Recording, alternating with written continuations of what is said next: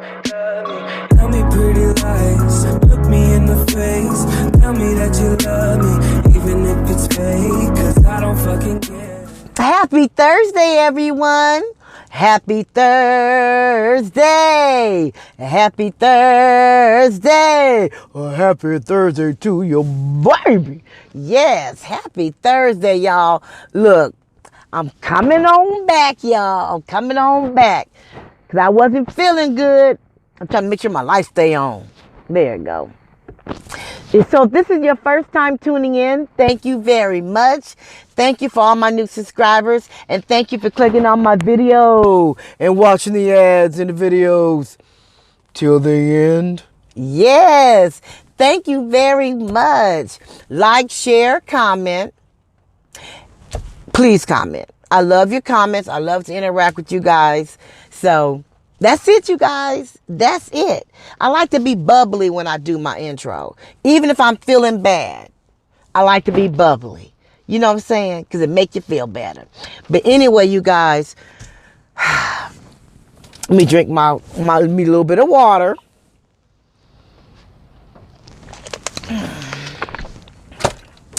Okay, you guys. Here's my topic for today.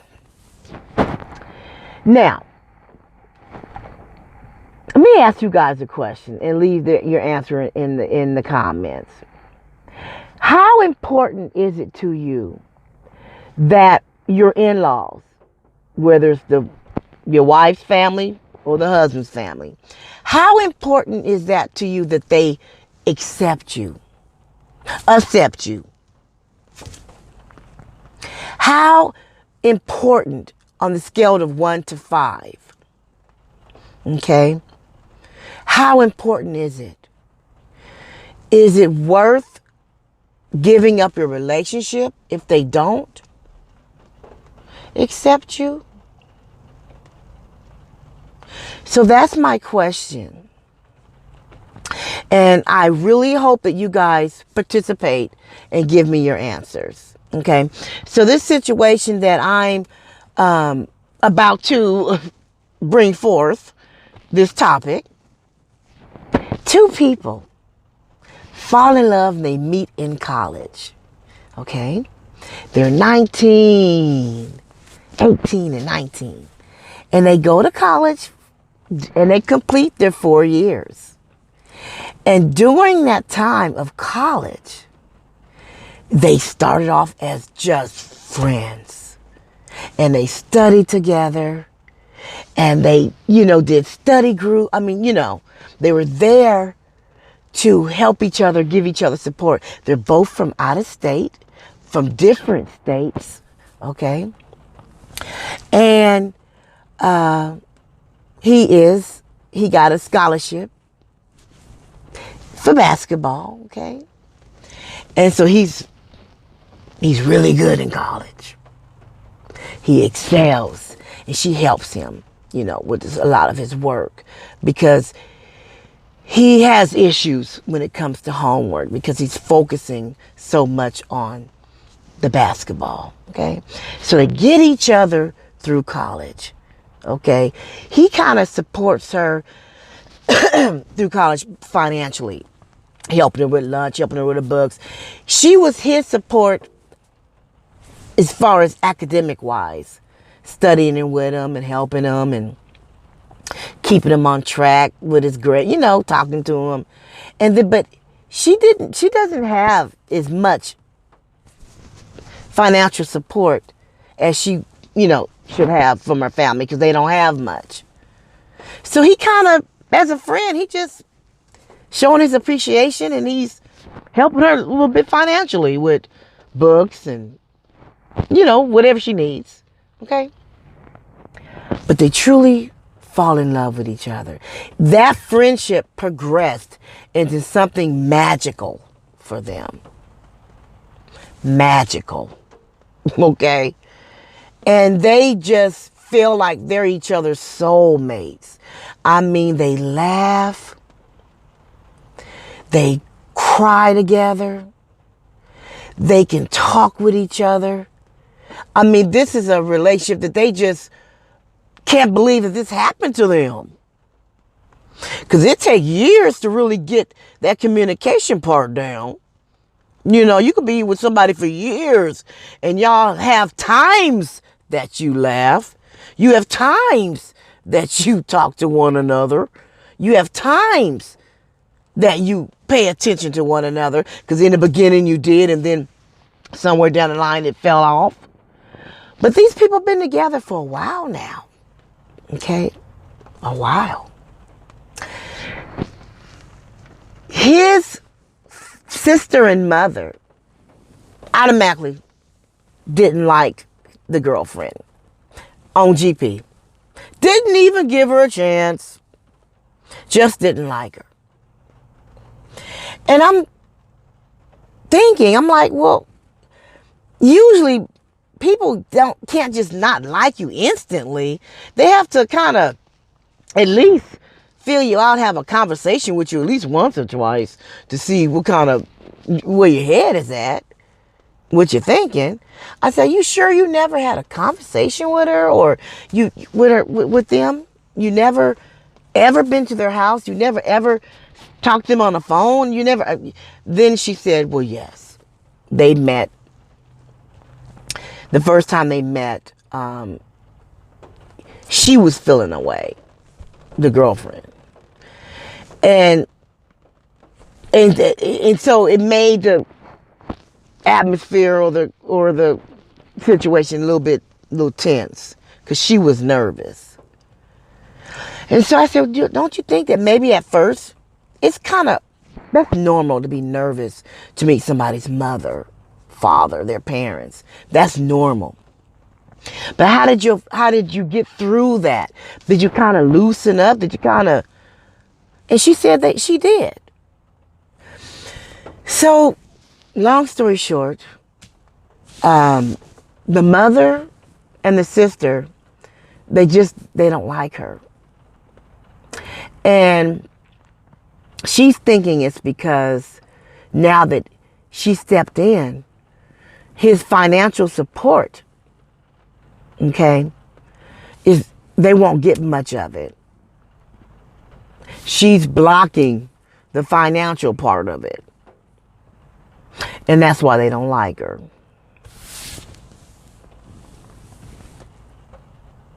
And I was like, that's a pretty tough one to be in. Because you can't tell a person not to help their family, their parents. You can't tell them that if you help them, I'm going to be upset or this and that and the other. You can't stop someone for doing something for their family, because if the shoe is on the other foot, you would make sure you're going to do for yours. So that's a pretty tough one to be in. Okay. But here's the thing. He's taking care of them, the mother and the sister, before he takes care of home. Now that's where the issue is. Okay? And she argues with him and fusses with him and says, she does that type of stuff. And I said, tell me exactly when you get mad what you be saying. I said, your approach is off base. When you come at a person with this they're going to back up a couple of steps and say, hold on a minute. They're going to get defensive. Like, who the hell are you to tell me not to take care of my mama? Now it went to another level. It's the way you approach that situation. And that situation needs to be approached very delicately and in the best manner possible. Okay? You can get upset. you can be concerned. But when it comes to someone's mother, let me get my light on. When it comes to someone's mother, father, sister, whoever, the grandmother, whoever's close to them, you cannot tell them they can't take care of them. You have to put it to them like, look, baby, I know you care about your mom and your sister or whatever. Okay, but if we don't have a roof over our head, who gonna take care of us? You got kids, you got this, you got that. Take care of home first. Okay, take care of home first. What you do with your personal, outside of your obligation, that's your business. How you spend your personal portion is your business. But home comes first. Home is definitely first. Home is you. You got to think of you. You got to take care of you first. Your wife, your husband, y'all one. That's one unit. So when you're taking care of yourself, you're taking care of her or him too. Your children. Or whatever the dynamics is. Take care of home first. What you do with your extra portion, that's yours, that's on you. When they start spending their personal money that they keep for themselves, and they find themselves not being able to do some things that they want to do for themselves, whether it's to buy a new pair of shoes, go get a haircut, go get your car detailed, whatever guys do, go to a baseball game. When they start feeling it affect them personally, listen to what I'm saying. When it starts affecting them personally, is when they're going to stop and take a look at things. When it's a group thing, the whole family unit, he know, especially if you're responsible and you work, both y'all got good jobs, he know you're going to pick up that slack. If he's supposed to give up $15 a month and all he's doing is $1,000 and you picking up the other slack, he knows, as long as he knows he's putting it in, that extra $5 that he's supposed to be giving to the house is going to them. So he still got his little extra, is already been budgeted out. But when you make them take responsibility and continue to do their total portion and not pick up their slack, when it personally affects them, is when they're going to honestly understand what you're talking about. Because while you picking up the slack for him, you technically helping him take care of them. You're picking up the slack, his extra slack. Plus, you doing your part.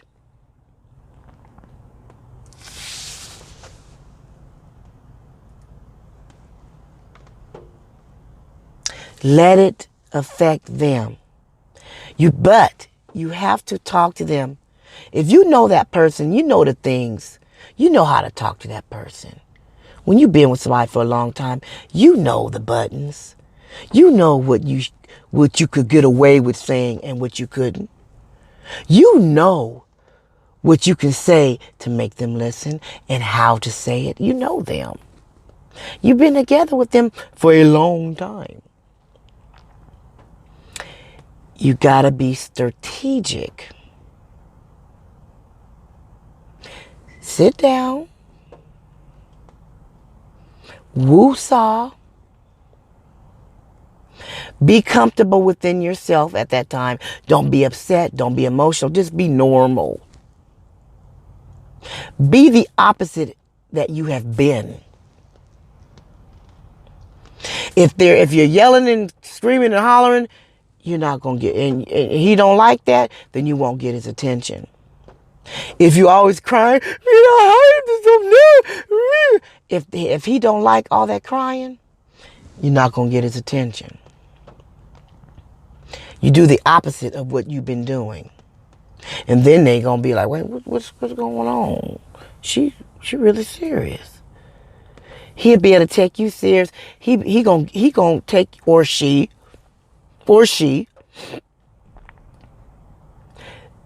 Then you got their attention.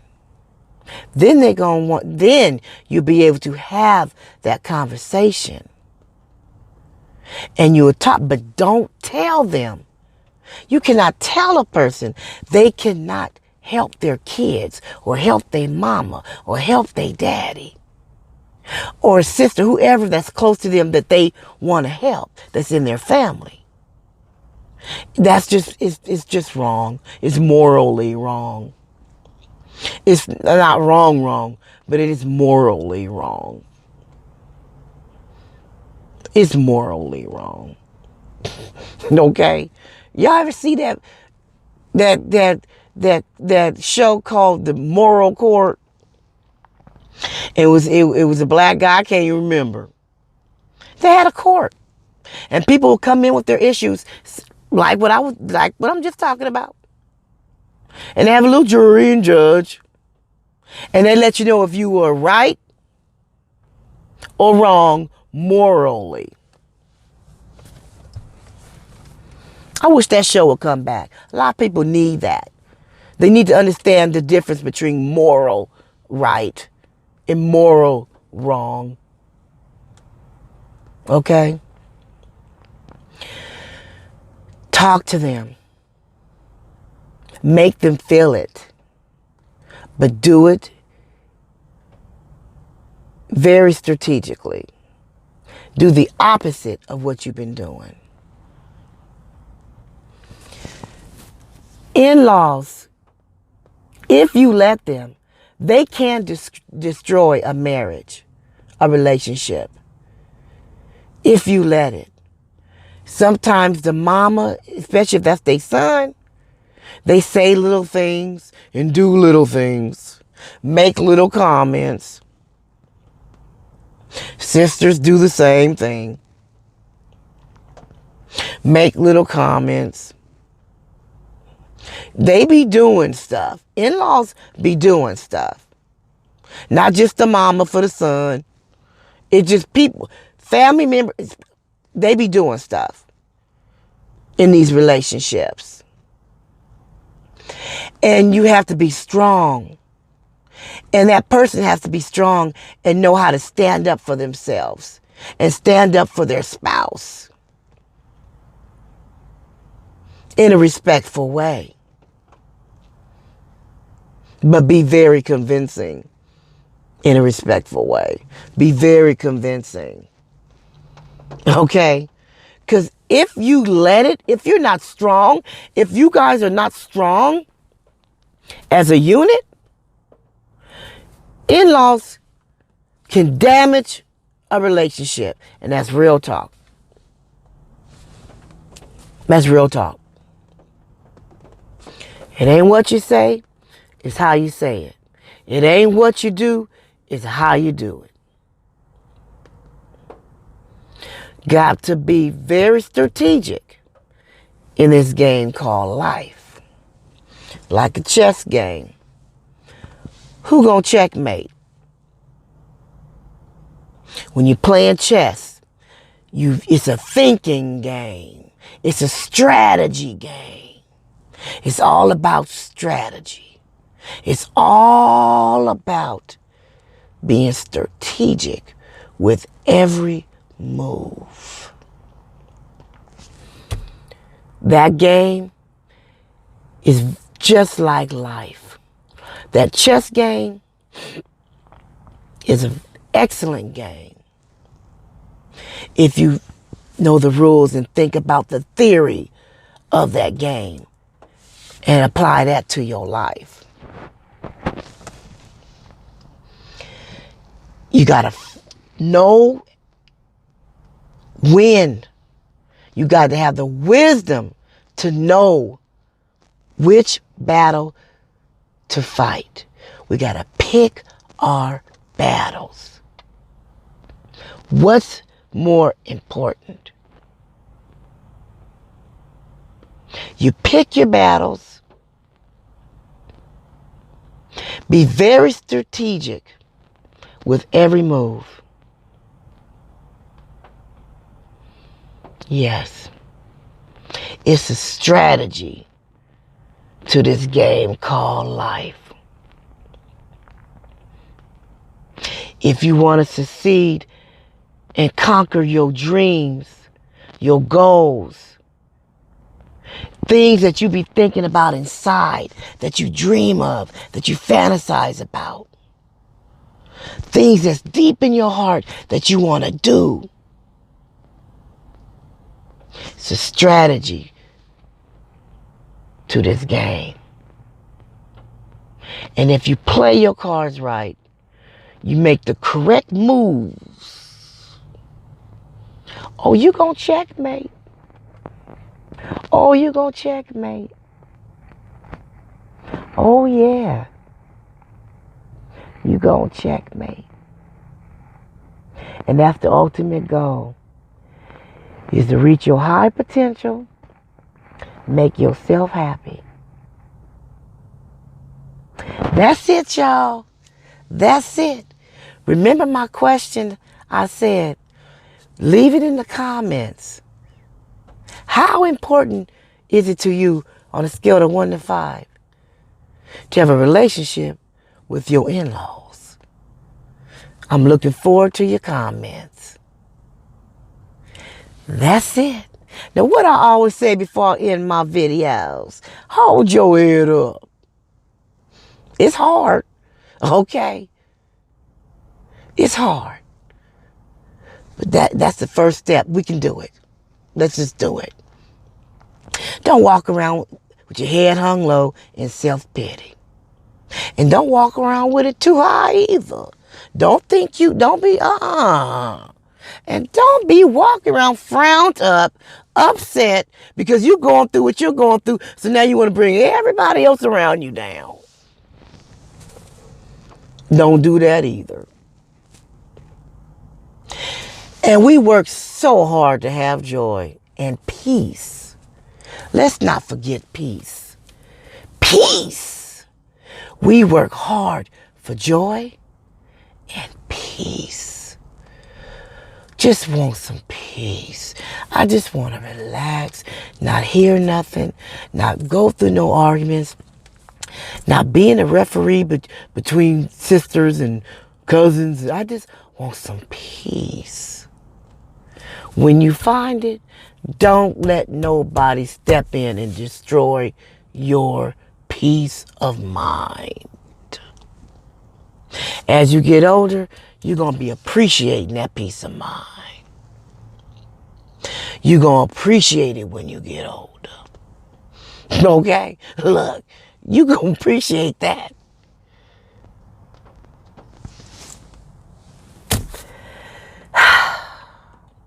And I will see you in another video.